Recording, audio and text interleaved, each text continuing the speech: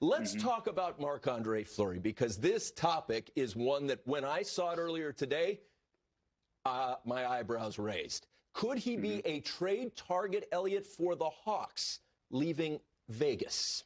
This has been sort of this was actually came up a couple of weeks ago. I do think Chicago asked Vegas about Marc-Andre Fleury.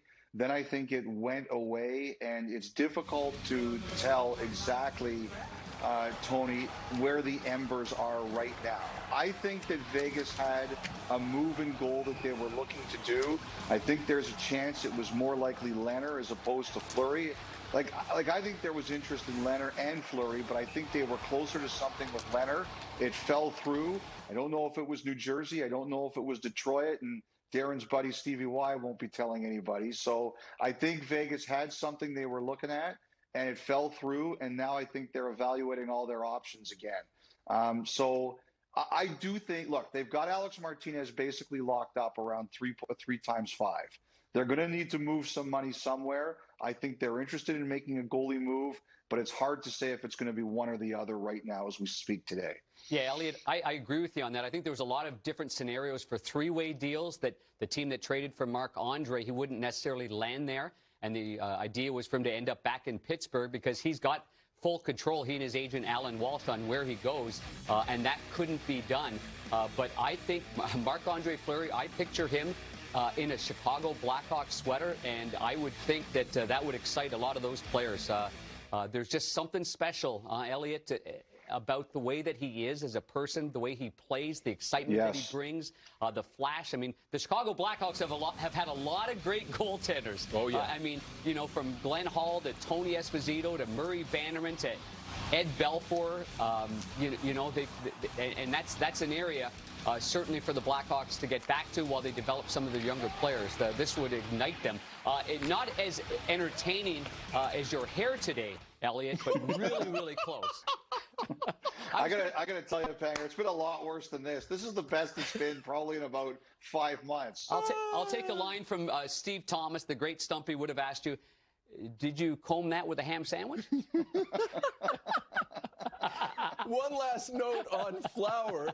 Our coordinating producer said this earlier today. Steve Tranzano, he said, what's the last time that the Vezina winner was traded?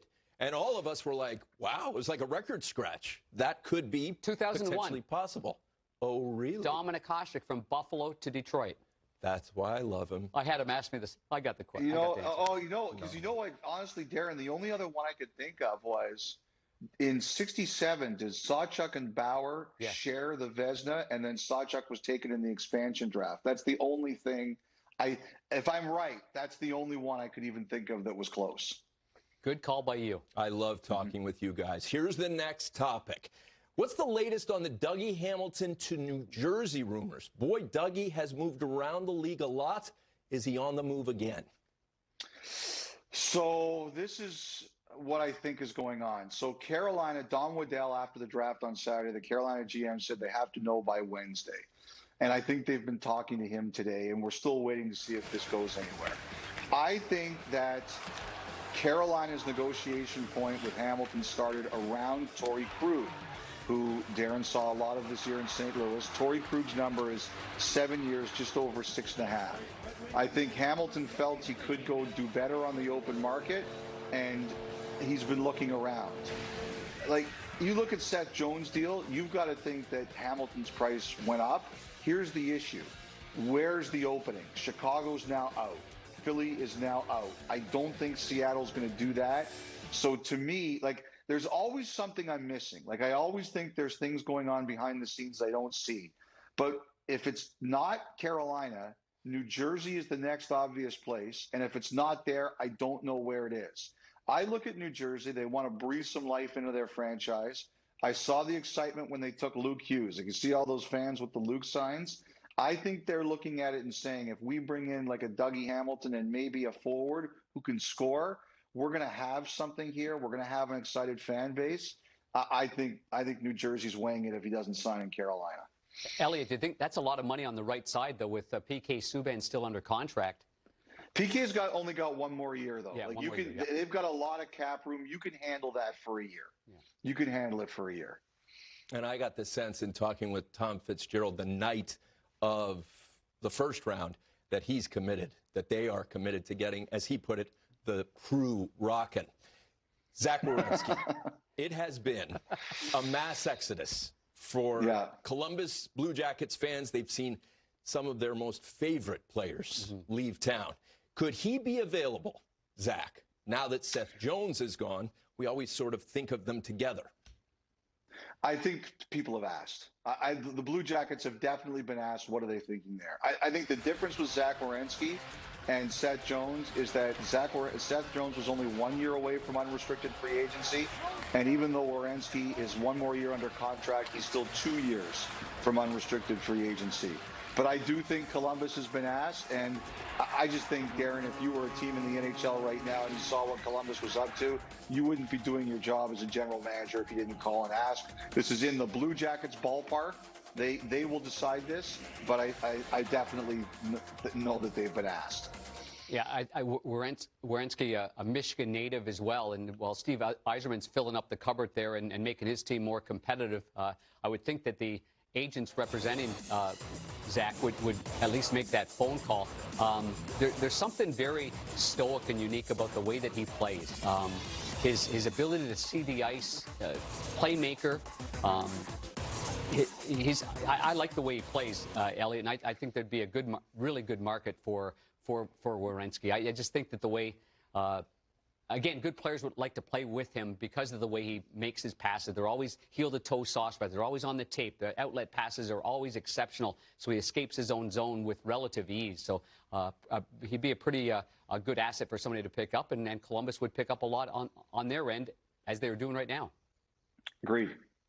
Clearly, you're high on him. After this year's playoffs, everyone in hockey is high on Phillip Danault. Are the Kings interested in signing him as a free agent, Elliotte? So I mentioned this in my notes last night and podcast yesterday. I was initially surprised to hear it. Like, they have an unbelievable prospect base of young centers. To me, the biggest question is, I think Danault's going to get a big number. Montreal's offer to him was 6 times 5. That was before the season. At the time, I was told they were about $500,000 to $750,000 apart per season. And that number hasn't gone down, and all indications are he won't be back for the Canadiens. I understand why the Kings might think about this. One, Kopitar and Doughty have been vocal about, we want to win. And number two, with Kopitar and Danault there, you can protect a lot of your centers from difficult matchups until they're really ready.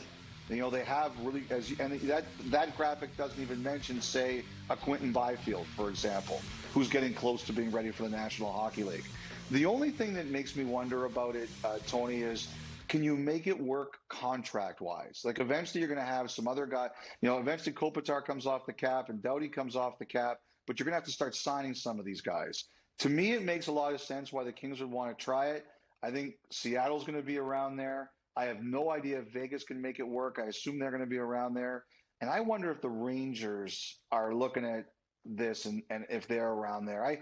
I've heard there's a lot of interest in Danault, Darren, but it's hard for me to pin it exactly down. Well, unless you see him all the time, too, Elliotte, it's hard to get a great appreciation for him. Long talked about as maybe the next level of Selke Award players. Now, if you see him the first glance, you're like, I don't really see that. Then you watch him 5, 6, 7 times in a row. That's why maybe LA would be a good fit, to take away some of that responsibility that Kopitar has every single night.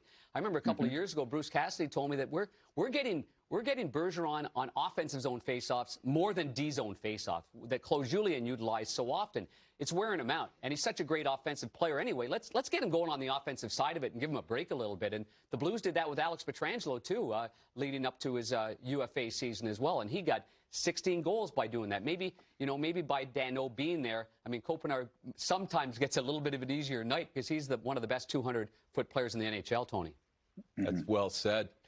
We'd love to keep talking with you, Elliotte, but it's time for you to get off, Prince. I worked on that all day long.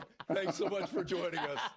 All right, guys. Have a great night. Great to chat with you, Tony. Great to chat with you, Darren.